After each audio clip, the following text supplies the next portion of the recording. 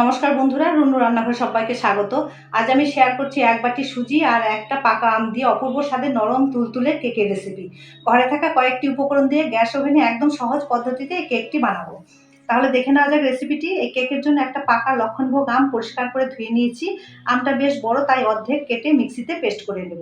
আর নিচ্ছি 200 গ্রাম সুজি, 100 গ্রাম চিনি। এবার মিক্সিতে 2-3 মিনিট ঘুরিয়ে নেব। ময়দার মতো অতটা ডাস্ট হবে না, একটু দানা ভাব থাকবে। আমটা পেস্ট করে নিয়েছি। এবার এর মধ্যে সুজি আর চিনির গুঁড়ো ঢেলে দিচ্ছি। আর দেবো 2 টেবিল চামচ পাউডার দুধ। এরপর একটা হুইস্কের সাহায্যে ভালো করে মিশিয়ে নেবো, যাতে কোনো দলাভাব না থাকে। মিশিয়ে নেওয়ার পর 50 ml এর মতো সাদা তেল দিয়ে আবারও ভালো করে মিশিয়ে নেব। বন্ধুরা, ভিডিওটি স্কিপ না করে পুরো ভিডিও দেখার অনুরোধ রইল।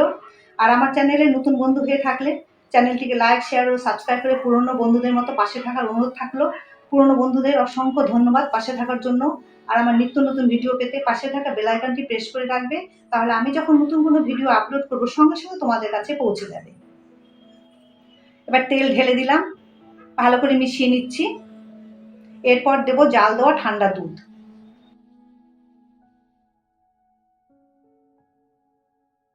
এবার দুধ দিয়ে দিচ্ছি।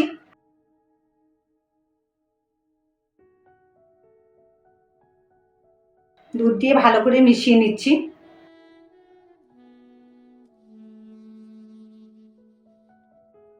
মেশানো হয়ে গেছে। এবার আমি 15 মিনিটের জন্য ঢেকে রেস্টে রেখে দেবো, এতে সুজি অনেকটাই নরম হবে। 15 মিনিট পর কেকের ব্যাটারটা একদম রেডি।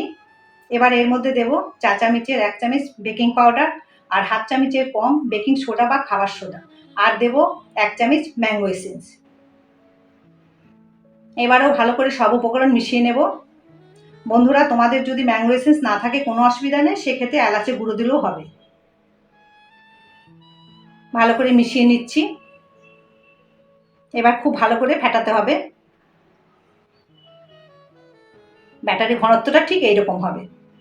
এবার কেক টিনটাকে রেডি করে নিচ্ছি।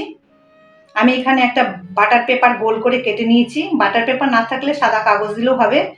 সেটাও যদি না হয় তাহলে সাদা তেল লাগিয়ে একটু ময়দা ছড়িয়ে দিলেই হবে। বাটিতে সাদা তেল লাগিয়ে নিচ্ছি। এবার বাটার পেপারটা বসিয়ে দিলাম। এর উপরে আবার সাদা তেল ব্রাশ করে নেব। তারপর কেকের ব্যাটার ঢেলে দিচ্ছি।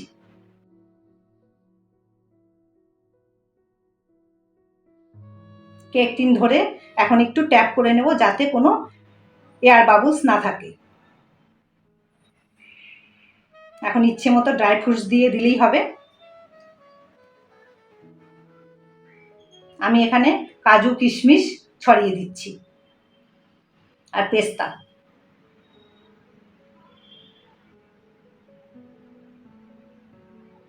এরপর গ্যাস অন করে 10 মিনিট কড়াই প্রিহিট করে নিয়েছি। এখন কেকের বাটিটা বসিয়ে দিচ্ছি। গ্যাসের ফ্লেম একদম লোতে রেখে 45 থেকে 50 মিনিট বেক করে নেব। এবার ঢেকে দিচ্ছি। 50 মিনিট পর খুলে নিলাম। এবার একটা টুথপিক দিয়ে দেখে নিচ্ছি কেকটা ঠিকঠাক হয়েছে কিনা। এই যে টুথপিকের গায়ে একটুও লেগে নেই, তার মানে কেকটা একদম রেডি। এবার নামিয়ে ঠান্ডা করে ডিমোল্ড করে নেব। এবার নামিয়ে নিচ্ছি। এবার ছুরি দিয়ে চারিদিকে একটু আলগা করে নেব, তারপর প্লেটের মধ্যে ডিমোল্ড করে নেব। তাহলে দেখলে তো বন্ধুরা, ঘরে থাকা কয়েকটা উপকরণ দিয়ে কি সুন্দর কেক বানানো যায়।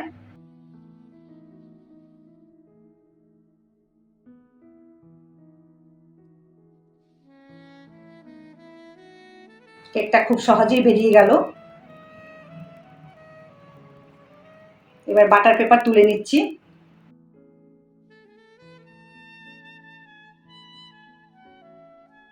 আবার একটা প্লেট দিয়ে কেকটাকে সোজা করে নেব।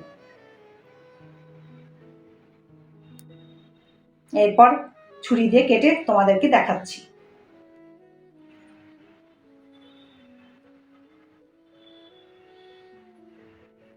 এইভাবে কেটে নিলাম।